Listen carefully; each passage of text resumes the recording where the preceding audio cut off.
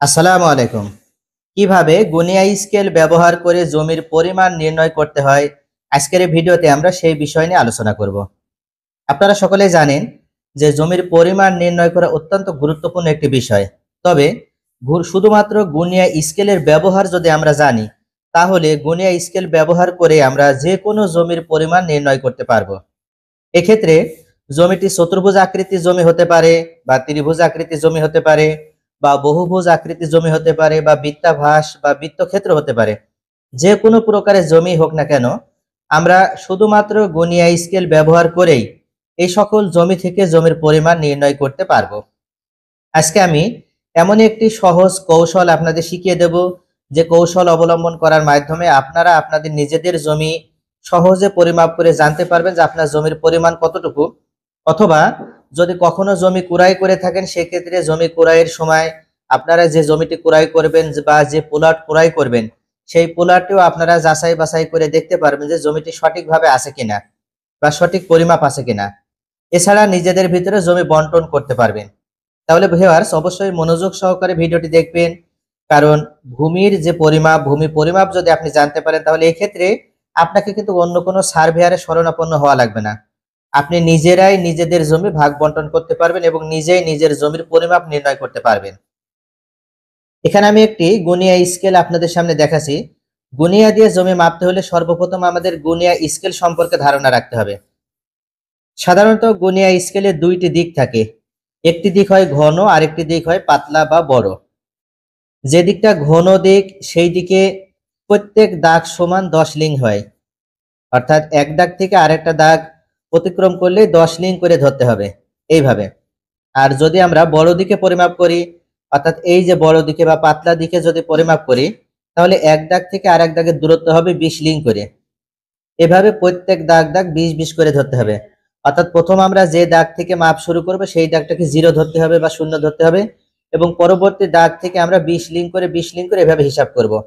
তাহলে দেখা যাচ্ছে একটি বড় থেকে আরেকটা মাঝখানে মাঝারি দাগ আছে, এই মাঝারি দাগ পর্যন্ত এটার দূরত্ব হবে 50 লিং। এরপরে এই প্রথম যে বড় দাগটি আছে, এই বড় দাগ থেকে আরেকটি বড় দাগ আছে, এই বড় দাগ পর্যন্ত দূরত্ব হবে 200 লিং। কারণ এখান থেকে 10টি দাগ অতিবাহিত হয়েছে, 10টি দাগ অতিবাহিত হওয়ার কারণে 10 গুণ 20 অর্থাৎ 200 লিং। এইভাবে বড় দিকে এক ঘর অতিবাহিত হলে 20 লিং করে ধরতে হয়, আর ছোট দিকে প্রত্যেক দাগ সমানই হবে 10 লিং করে।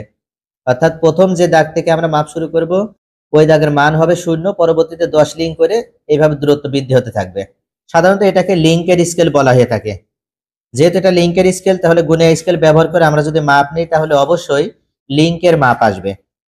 মনে রাখতে হবে ভিউয়ার্স, আমরা শুধুমাত্র গুনিয়া স্কেল ব্যবহার করে যদি জমির পরিমাণ নির্ণয় করি, তাহলে যে বাহুরই মাপ আমরা প্রথমে নেই না কেন, সেই বাহুর মাপ আমাদের কিন্তু লিঙ্কের এককে আসবে। আমি এখন আপনাদের এই গুনিয়া স্কেল ব্যবহার করে যে কোনো একটি জমির পরিমাপ নির্ণয় করে দেখাবো, তাহলে আপনারা বুঝতে পারবেন যে কিভাবে জমির পরিমাণ নির্ণয় করতে হয়। সর্বপ্রথম আমরা যে জমিটির পরিমাণ নির্ণয় করব, আমরা এমন একটা জমির দেখতে যে রকম সেই রকম একটি হাত নকশা তৈরি করব।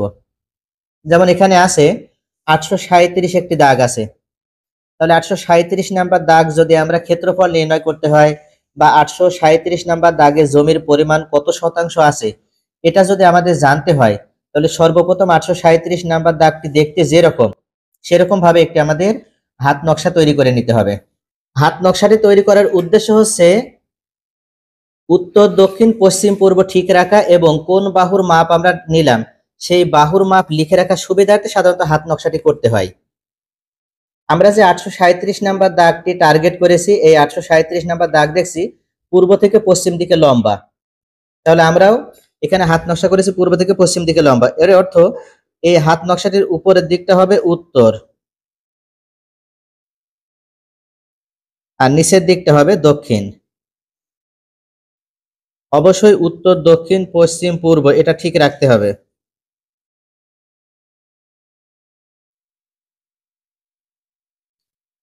আমরা এখন 837 নাম্বার জমিটা যেরকম দেখতে সেরকম ভাবে একটি হাত নকশা তৈরি করলাম, এবং হাত নকশাটির উত্তর, দক্ষিণ, পশ্চিম, পূর্ব যে দিকগুলো আছে সেই দিকগুলো উল্লেখ করে নিলাম। তাহলে সর্বপ্রথম আমরা উত্তর বাহুর মাপটা নেব। এখন আমরা গুনিয়া স্কেল ব্যবহার করে উত্তর বাহুর মাপটা যদি নিতে চাই, তাহলে আমাদের বড় দিকটা ব্যবহার করে আমরা মাপ নেব। আপনারা চাইলে ছোট দিক ব্যবহার করে মাপটা নিতে পারবেন, তবে বড় দিক ব্যবহার করে মাপটা নেওয়ার সুবিধা হচ্ছে এই, আমাদের দেখতে সুবিধা হবে। এখানে আমরা দেখতে পাচ্ছি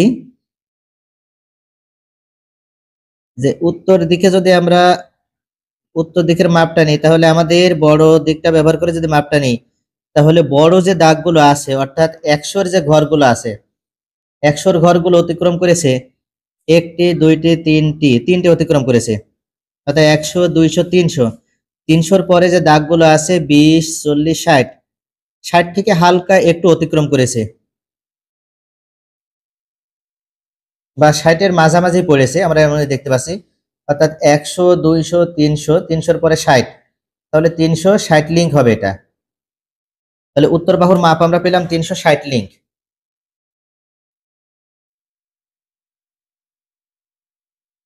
60 লিঙ্ক, আমি লিঙ্কটাকে এল দিয়ে চিহ্নিত করলাম, 360 লিঙ্ক। এরপর আমরা আবার 837 নাম্বার যে দাগটি আছে, এই 837 নাম্বার দাগের দক্ষিণ যে মাপটা আছে, দক্ষিণের এই মাপটি নেব আমরা।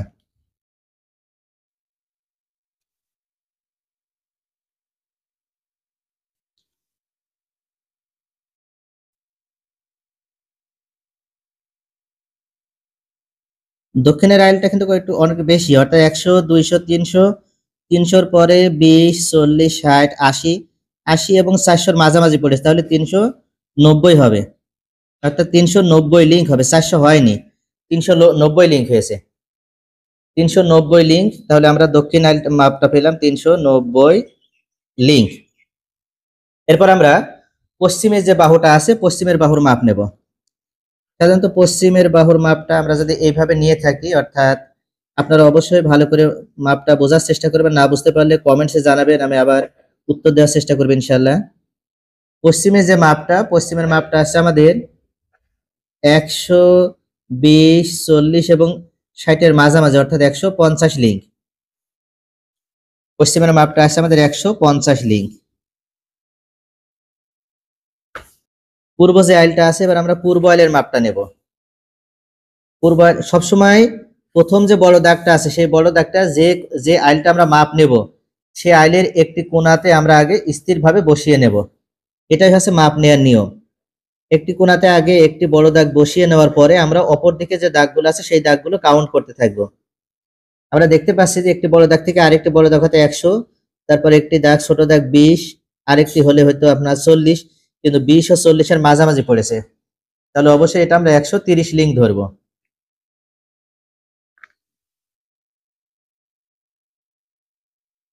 130 লিঙ্ক। এখন আমরা এই জমিটার ক্ষেত্রফল নির্ণয় করা দেখবো যে কিভাবে জমিটির ক্ষেত্রফল নির্ণয় করতে হয়।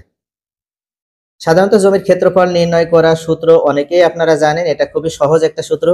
যেহেতু এটা আমাদের একটি চতুর্ভুজ জমি, আর এই চতুর্ভুজ জমি থেকে ক্ষেত্রফল নির্ণয় করার যে সূত্র, সেই সূত্রটি হচ্ছে আমাদের গড় পদ্ধতি ব্যবহার করতে হবে। তবে গড় পদ্ধতি ব্যবহার করার থেকে সব থেকে বেটার হয় যদি আমরা গুণন পদ্ধতি ব্যবহার করতে পারি। সাধারণত গুণন পদ্ধতির মাধ্যমে যে ক্ষেত্রফলটা আসে, সেই ক্ষেত্রফল সব থেকে অ্যাকুরেট ক্ষেত্রফল হয়। এছাড়া আমরা আরেকটি পদ্ধতি এখানে প্রয়োগ করতে পারি, সেই পদ্ধতিটি হচ্ছে আমরা যদি এই চতুর্ভুজটাকে দুইটা ত্রিভুজে বিভক্ত করে নিই, তাহলেও আমরা সব থেকে অ্যাকুরেট একটি ক্ষেত্রফল পাবো। অর্থাৎ এই চতুর্ভুজটাকে যদি আমরা দুইটা ত্রিভুজে বিভক্ত করে নিই, সেক্ষেত্রে এই কোণা থেকে এই কোণা বরাবর একটা আড়াআড়ি ভাবে কর্ণের মাপ নিলেই এই চতুর্ভুজটা দুইটা ত্রিভুজে বিভক্ত হয়ে যাবে। তখন আমরা আলাদা আলাদা ভাবে যে সূত্রটি আছে, অর্থাৎ হেরানসের যে সূত্র, যেমন √s * s-a, s-b, s-c যে সূত্রটি আছে, এই সূত্র প্রয়োগ করার মাধ্যমে আমরা অ্যাকুরেট একটা ক্ষেত্রফল পাবো। তবে এখানে যেহেতু জাস্ট আমরা জমির ক্ষেত্রফল নির্ণয় করা জানবো, সহজে বের করা যায় কিভাবে সেটা জানতে চাচ্ছি, এবং গুণিয়া স্কেল ব্যবহার করে কিভাবে জমির পরিমাণ নির্ণয় করতে হয় সেটা আমরা শিখছি। যার কারণে আমরা এখানে গড় পদ্ধতি যদি প্রয়োগ করি, তাহলেও কাছাকাছি একটা অ্যান্সার চলে আসবে, অর্থাৎ 100% না হলেও 99% একটা সঠিক অ্যান্সার চলে আসবে। আমাদের উত্তর বাহুর মাপ আছে 360 লিঙ্ক, আর দক্ষিণ বাহুর মাপ এসেছে 390 লিঙ্ক। তাহলে আমরা গড় দৈর্ঘ্য আগে নির্ণয় করি। গড় দৈর্ঘ্য আমরা উত্তর বাহু আর দক্ষিণ বাহু যোগ করে 2 দিয়ে ভাগ দেব, তাহলে 360 যোগ 390, এরপরে ভাগ 2। আমরা যদি 360 এবং 390 কে যোগ করি তাহলে আসছে আমাদের 0 9 6 15 5 7 1 3 4 4 3 7 750। এবার 2 দিয়ে ভাগ, তাহলে 750 কে 2 দিয়ে ভাগ করলে আসবে আমাদের 375। এই যে 375 লিঙ্ক। এরপর আমাদের প্রস্থের যে মাপ আছে অর্থাৎ পূর্ব পশ্চিমে যে মাপটি পেয়েছি সেটাকে আমরা এবার গড় প্রস্থ হিসেবে নেব।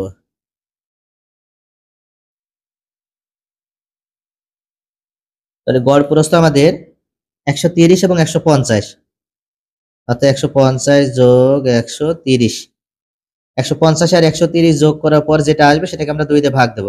তাহলে এখানে আসছে আমাদের 280 ভাগ 2, আসবে 140 লিঙ্ক।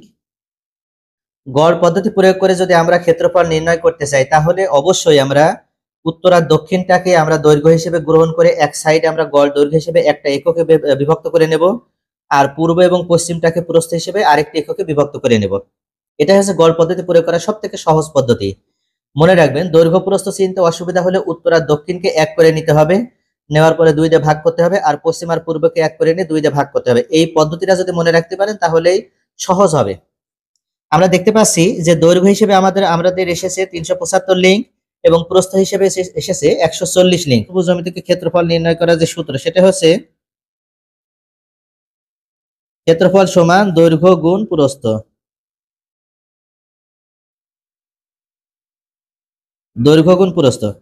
তাহলে দৈর্ঘ্য হিসেবে আমরা পেয়েছিলাম 375 লিঙ্ক আর প্রস্থ হিসেবে পেয়েছিলাম 140 লিঙ্ক। এই দুইটা এখন আমাদের গুণ দিতে হবে।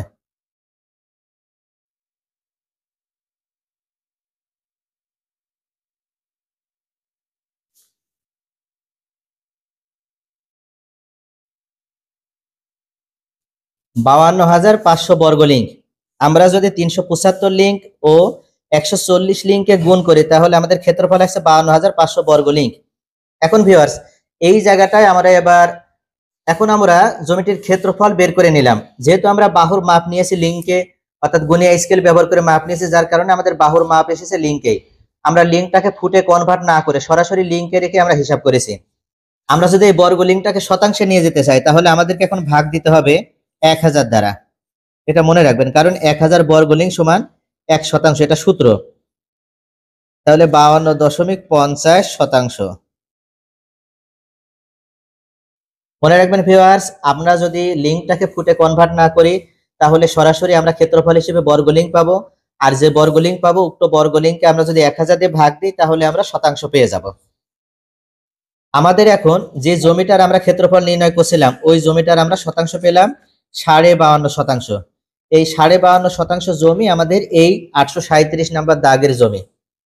যদি মনে করেন যে লিঙ্কের হিসাব আমরা বুঝি না, লিঙ্কটাকে এখন ফুটে কনভার্ট করব কিভাবে, অর্থাৎ আমরা সরাসরি মেপে নেব কিভাবে, যদি মেপে নিতে হয় বা আমরা বাস্তবে জমিওয়ালাকে জমি মেপে বুঝিয়ে দিতে চাই সেক্ষেত্রে লিঙ্কটাকে ফুটে কনভার্ট করে নেওয়া যায়। সাধারণত লিঙ্কটাকে ফুটে কনভার্ট করার যে সূত্র সেটা হচ্ছে 1 লিঙ্ক সমান 0.66 ফুট।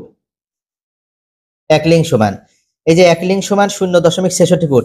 তাহলে যে কোনো লিঙ্কটাকে যদি ফুটে কনভার্ট করতে হয় উক্ত লিঙ্কটাকে 0.66 দিয়ে গুণ করলে আমরা ফুট পেয়ে যাব। যেমন উত্তরের মাপ ছিল, উত্তর পেয়েছিলাম আমরা 360 লিঙ্ক, এরপর আমরা দক্ষিণ পেয়েছিলাম 390 লিঙ্ক, এরপর আমরা পশ্চিম পেয়েছিলাম 130 লিঙ্ক, আমরা পূর্ব পেয়েছিলাম 150 লিঙ্ক। এখন আমরা যদি এই লিঙ্কটাকে ফুটে কনভার্ট করতে চাই সেক্ষেত্রে আমাদের যে লিঙ্কের মাপ আছে উক্ত লিঙ্কের মাপটাকে 0.66 দিয়ে গুণ করলে আমরা ফুট পেয়ে যাব। তাহলে 360 কে যদি আমরা 0.66 দিয়ে গুণ করি তাহলে আমাদের ফুট আসছে 237.6 ফুট। একইভাবে আমরা আবার যদি 390 লিঙ্কটাকে ফুট বানাই, 390 গুণ 0.66 গুণ 0.66, তাহলে আমাদের আসছে 257.4 ফুট। আমরা একইভাবে আবার যদি 130 যেটা আছে 130টাকে যদি ফুট বানাতে চাই তাহলে গুণ 0.66 সমান সমান এটা আসছে 85.8 ফুট। আবার 150 লিঙ্কটাকে যদি আমরা ফুট বানাতে চাই তাহলে আসবে আমাদের 150 গুণ 0.66 অর্থাৎ ফুট। এইভাবে আমরা যে মাপ লিঙ্কে নেব সেই লিঙ্কের মাপটাকে আমরা চাইলেই ফুটে কনভার্ট করে নিতে পারবো। তাহলে ভিউয়ার্স, আশা করি আপনারা বুঝতে পারছেন যে আমরা যদি গুনিয়া স্কেলের ব্যবহার জানি, তাহলে শুধুমাত্র গুনিয়া স্কেল ব্যবহার করেই আমরা বাংলাদেশে যে যত প্রকারের জমি আছে প্রত্যেক প্রকার জমি থেকে জমির পরিমাণ নির্ণয় করতে পারবো। এক্ষেত্রে আপনাদের শুধুমাত্র গুনিয়া স্কেলের ব্যবহারটা সঠিকভাবে জানতে হবে। তাহলে অবশ্যই মনে রাখবেন যে গুনিয়া স্কেলের যে মাপগুলো আছে, একদিকে থাকে বড় আর একদিকে থাকে ছোট, বা একদিকে থাকে পাতলা আর একদিকে থাকে ঘন।